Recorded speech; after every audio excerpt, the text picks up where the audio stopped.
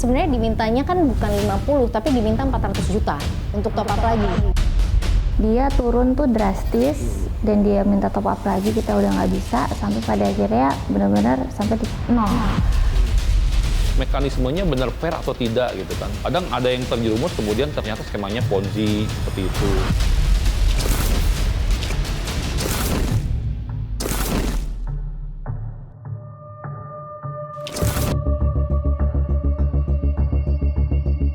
Putar otak demi uang berputar. Itulah yang dilakukan kebanyakan orang saat ini. Ketimbang menyimpan uang di tabungan, kini masyarakat lebih memilih untuk berinvestasi. Tren investasi masyarakat terus tumbuh dari tahun ke tahun, mulai dari kalangan rumah tangga maupun individu yang berpenghasilan. Data Kustodian Sentral Efek Indonesia atau KSEI mencatat, per 1 Januari 2024, jumlah investor pasar modal Indonesia mencapai 12,32 juta single investor identification. Di periode yang sama tahun 2025, jumlahnya sudah melejit hingga 15,16 single investor identification atau naik 23,05%.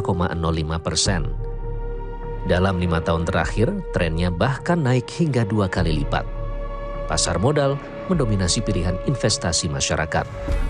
Pernah, karena kripto itu kan, apalagi terutama kripto ya, kripto itu kan melambung tinggi akhir-akhir ini. Jadi sempat berpikir untuk berinvestasi di kripto. Aku lagi di investasi emas, karena lagi low risk ya gitu daripada saham dan kawan-kawannya gitu. Namun celakanya, di tengah tingginya minat masyarakat berinvestasi, ada saja tangan-tangan kotor yang mencuri untung dengan cara tipu-tipu. Masyarakat Indonesia menjadi incaran sindikat internasional perdagangan saham dan investasi kripto. Modus inilah yang dilakukan oleh sindikat Morgan Asset Group Limited dan telah menyedot dana nasabah hingga 18,3 miliar rupiah. Februari 2025 lalu, Direktorat Reserse Siber Polda Metro Jaya menangkap 2 orang pelaku utamanya, yaitu YCF alias M yang berkewarganegaraan Malaysia dan SP, seorang warga negara Indonesia. Sindikat Morgan Asset ini terbilang cukup lihai. Mereka mendirikan perusahaan yang seolah-olah asli tapi palsu alias aspal dan membuat aplikasi palsu demi mengelabui calon-calon korbannya. Membuat perusahaan cangkang. Jadi perusahaan cangkang ini sebenarnya perusahaan resmi yang terdaftar secara hukum di Direktorat Jenderal AHU, tetapi seluruh pemilik saham dan board of director-nya, direksinya itu adalah fiktif. Jadi hanya nama-nama orang yang dipinjam saja untuk mereka melakukan aktivitas, menerima dan menyalurkan uang yang masuk ke dalam rekening perusahaan. Kemudian yang kedua, ada lagi salah satu kelompok yang berada di luar negeri yang bertugas untuk melakukan operasi terhadap seluruh korban, baik dalam bentuk marketingnya maupun juga di dalam mengoperasikan tools yang ada. Sindikat ini mencari mangsa dengan bergerilya di media sosial. Korban yang sudah tergiur bujuk rayu langsung diundang dalam grup WhatsApp yang bernama Morgan Asset Group Limited. Disinilah diiming-imingi meraup untung besar dari pembelian saham luar negeri. Saya juga salah satu pemain saham di Bursa Efek Indonesia. Kemudian masuk ke dalam grup ini, mulai ditawarkan yang lain, itu salah satunya adalah perdagangan saham di India. Jadi bermain saham di India, saham India melalui platform yang disediakan oleh PT Morgan ini. Nah, itu berlaku hampir 2 bulan sampai suatu saat dana yang sudah saya investasikan itu nggak bisa ditarik kembali. Setelah terkumpul modal saya 531, saya mau menarik sebagian dari modal saya, tidak bisa. Harus membayar pajak keuntungan dari 2M yang lumayan besar. Jadi saya waktu itu tidak mampu dan tidak berhasil menarik sebahagian kecil pun dari modal saya. Satuan Tugas Pemberantasan Aktivitas Keuangan Ilegal atau Satgas Pasti menyebut, entitas Morgan Asset tidak terdaftar di Otoritas Jasa Keuangan. Masyarakat diminta selalu berhati-hati dengan memegang prinsip legal dan logis. Berkaitan dengan makin maraknya penipuan yang berkaitan dengan sektor keuangan, Satgas Pasti menyampaikan kembali harapan kepada masyarakat untuk memastikan 2L, Bapak Ibu sekalian ya. Harus semuanya terpenuhi, baik itu yang dimaksud dengan legalitas dan logis. Untuk legalnya Bapak Ibu sekalian, anggota masyarakat sekalian, mudah untuk melakukan pengecekan. Bisa melihat di website OJK, ojk.go.id, atau menanyakan di kontak konsumen layanan OJK 157. Bisa melalui kontak center 157. Diduga sindikat penipuan Morgan Asset tersebar di beberapa negara seperti Malaysia, Vietnam, Kamboja, dan Hong Kong hingga Indonesia. Untuk menghilangkan jejak, sindikat ini menggunakan banyak aplikasi dan selalu berubah-ubah. Kami ingatkan kepada masyarakat, tentunya aplikasi ini akan berubah-ubah namanya. Mungkin yang kami dapatkan salah satunya adalah bentuk namanya adalah Morgan, kemudian ada lagi yang namanya CTP CPO. Itu nanti akan berubah lagi karena mereka akan membuat dengan aplikasi-aplikasi yang berbeda. Ada berapa banyak sih Pak sebenarnya pelaku yang sudah terdeteksi sebelumnya dan dari mana aja mereka itu? Baik, kami melihat dan mendalami dari hasil penyelidikan kami maupun dari pendalaman dan analisa kami, pelaku ini yang kami tangkap adalah yang Morgan ini warga negara Indonesia 1 orang dan kemudian warga negara Malaysia. Jadi jaringan mereka ini jaringan internasional berhubungan dengan Malaysia, kemudian Vietnam, Kamboja, dan Hong Kong. Jaringan untuk jaringan kejahatan penipuan ini. Otoritas Jasa Keuangan mencatat, sepanjang tahun 2017 hingga 2024 telah menutup lebih dari 10.000 entitas keuangan ilegal. Nilai kerugian akibat penipuan investasi mencapai 139,67 triliun rupiah. Namun rupanya sindikat penipuan investasi masih terus mengintai. Korban investasi bodong masih terus berjatuhan. Kami terlibat utang, menjual aset, seperti itu. Seperti saya, kehilangan dana pensiun saya.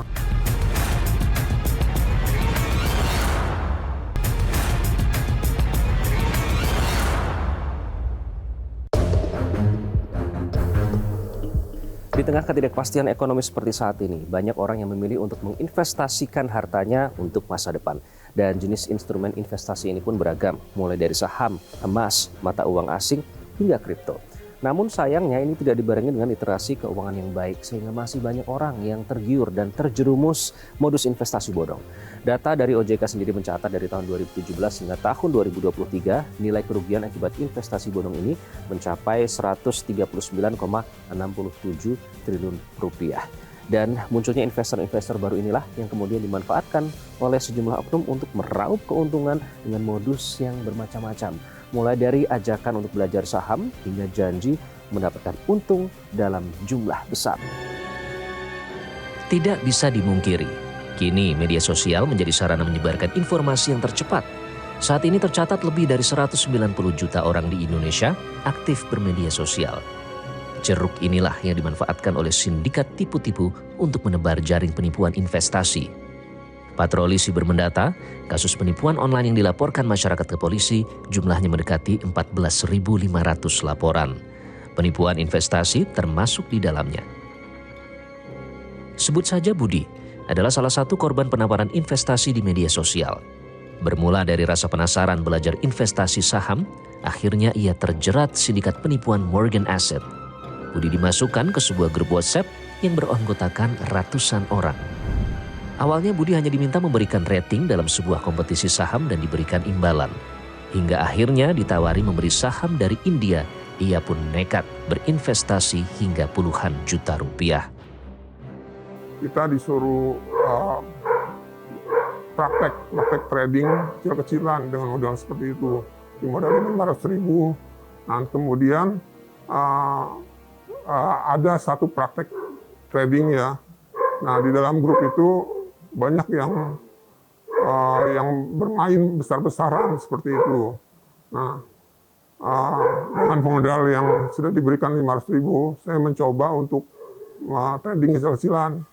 Ada 2 cara yang dia pakai, yaitu dengan menambah IPO yang menjadi target mereka, kurangannya berapa. Jika itu tidak terlaksana, maka uang kita ke pending.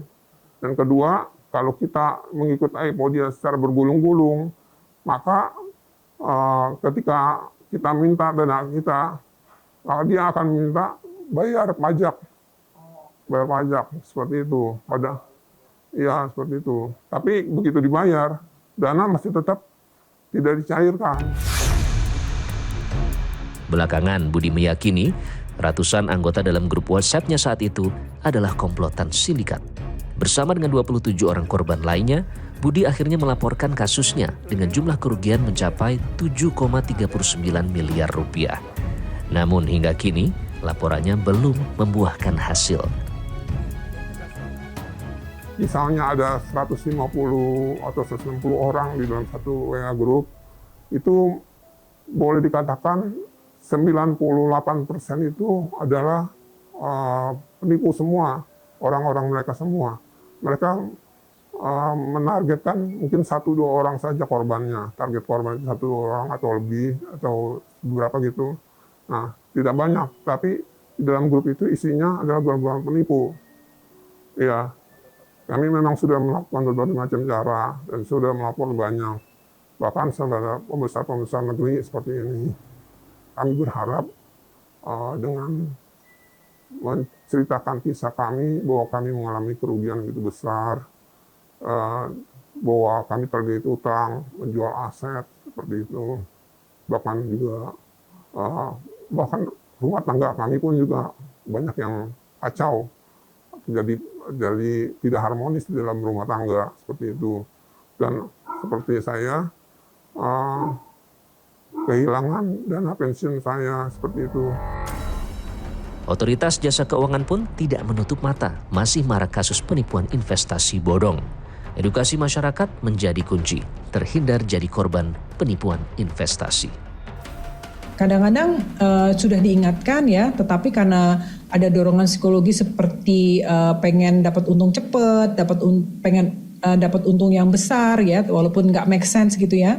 Nah seperti ini yang banyak kemudian membuat masyarakat masih aja kena investasi bodong seperti ini. Nah, seluruh dorongan psikologis ini semakin diperburuk ya, karena memang masyarakat juga di sebagian masyarakat belum memiliki pemahaman yang baik ya mengenai bagaimana sih investasi yang benar itu seperti apa, terus kemudian risikonya, karakteristiknya dan lain-lain. Perkembangan industri aset kripto di Indonesia memang cukup pesat. Di tahun 2024, transaksinya mencapai 650,61 triliun rupiah, naik 4 kali lipat dibanding tahun 2023. Dan yang luar biasa lagi, investor kripto Indonesia bahkan tercatat masuk 10 besar dunia.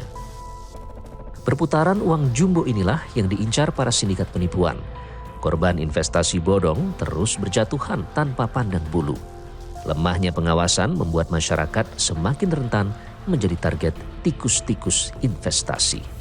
Masyarakat ini banyak terjebak karena memang banyak iklan di media sosial. Kadang-kadang tiba-tiba kita lagi main media sosial, YouTube, iklannya itu yang ilegal-ilegal gitu.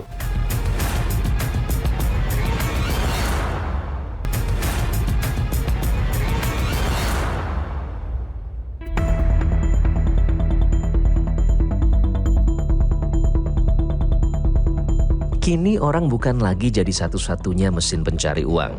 Banting tulang siang malam demi uang dianggap sudah tidak pas lagi untuk kondisi sekarang. Sebaliknya, kini uanglah yang harus bekerja keras untuk kita. Demi cuan, masyarakat berlomba-lomba memutar uang.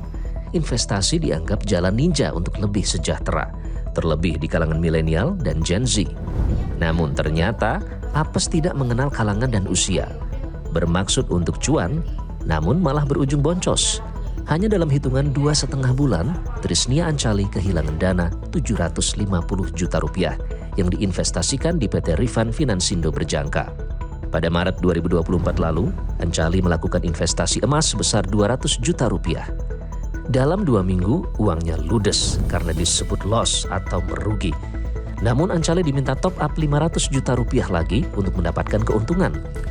Antara panik dan ketidakpahaman investasi saham, ia pun manut saja.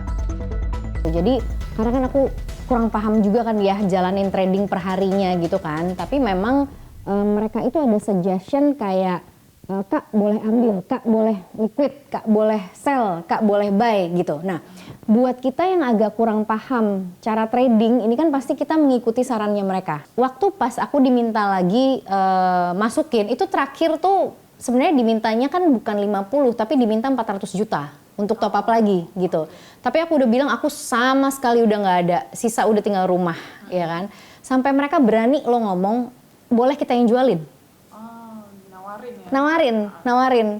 Boleh Kak, kirim aja gambar rumahnya dan segala macem. Nanti kita yang jualin. Namun rupanya janji manis PT Rifan Finansindo sebatas di mulut saja. Dijanjikan mendapat keuntungan investasi sebesar 50 juta hingga 100 juta rupiah per bulan, nyatanya hanya bualan. Anjali selalu dibilang merugi dan kembali diminta setor uang 50 juta rupiah dengan alasan penyelamatan dana investasi. Namun hingga kini tidak sepeser pun uangnya kembali.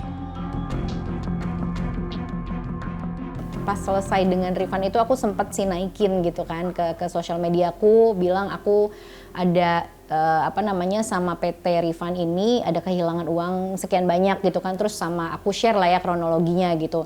Dan ternyata memang ada lumayan banyak teman-temanku yang reply gitu dan kena juga, ada yang kena 100 juta, ada yang kena 200 juta, 400 juta, 500 juta gitu. Jadi herannya ya gitu, mungkin karena nggak ada yang speak up gitu. Jadi orang ngerasa oh ya ini rugi investasi aja, padahal sebenarnya menurutku praktek-praktek yang mereka jalankan itu nggak benar. Senasib dengan Anjali, Fitri juga mengalami hal serupa. Dana 400 juta rupiah yang diinvestasikan melalui PT Rifan raib. Uang ratusan juta rupiah hasil patungan modal bersama dengan ibu dan kakaknya bak ditelan bumi. Kata loss dan top up jadi senjata pamungkas PT Rifan untuk mengeruk fulus keluarga Fitri. Ada turun, jadi kena margin call itu ternyata kita diharuskan top up supaya dana yang turun tadi itu tidak hilang. Nah, jadi ada beberapa kali transaksi yang saya harus top up, tetapi akhirnya kembali lagi bagus. Jadi saya kembali percaya lagi dengan investasi ini. Akhirnya saya mengajak kakak dan ibu saya untuk juga join bergabung di PT Rifan. Akhirnya total hampir sekitar 400 juta yang kita setorkan ke sana. Tiba-tiba aja dia turun tuh drastis dan dia minta top up lagi, kita udah nggak bisa, sampai pada akhirnya benar-benar sampai di nol.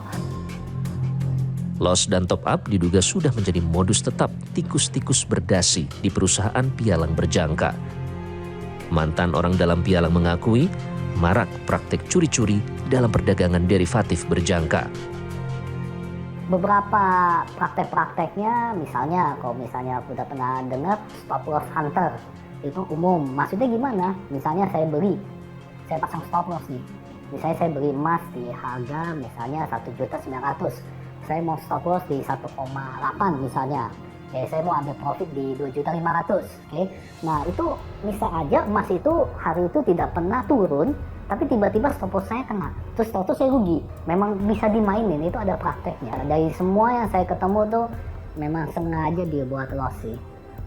Kan kita banyak desas-desus, gosip bilang uangnya memang dimakan sama broker. Dan uang kita trading tuh tidak pernah dilempar ke pasar. Memang sengaja dibuat loss. Dan uangnya kan paling dibagi-bagi sama marketingnya.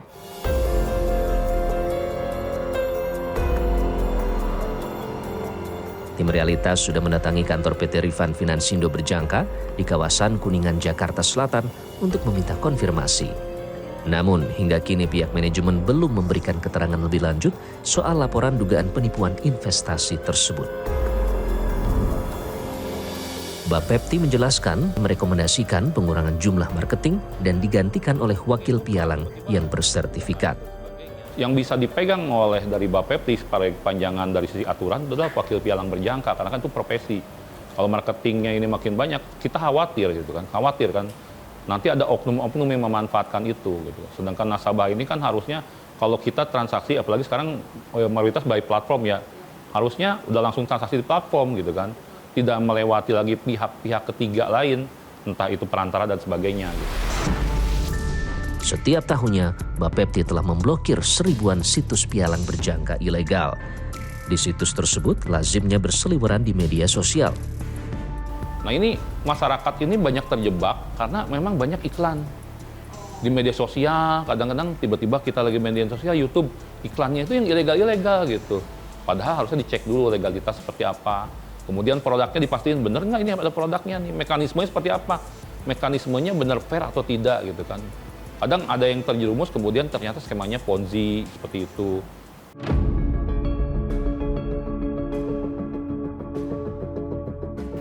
Modus investasi bodong semakin tidak ada habisnya. Teknologi yang semakin canggih menjadi celah bagi para oknum untuk terus mencuri uang dari para korban yang minim pengetahuan. Terbukti dengan adanya puluhan ribu aduan masyarakat dengan nilai kerugian mencapai triliunan rupiah, entitas investasi ilegal semakin tidak terbendung. Ketegasan dan regulasi yang tegas dari pemerintah sangat diperlukan untuk memberikan efek jera. Jangan sampai masyarakat terus dibodoh-bodohi dan terjebak dalam lingkaran setan penipuan berkedok investasi.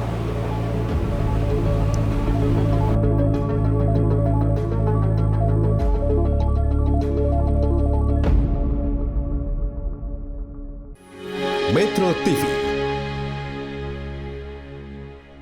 Jelajahi cara baru mendapatkan informasi. Download Metro TV Extend sekarang.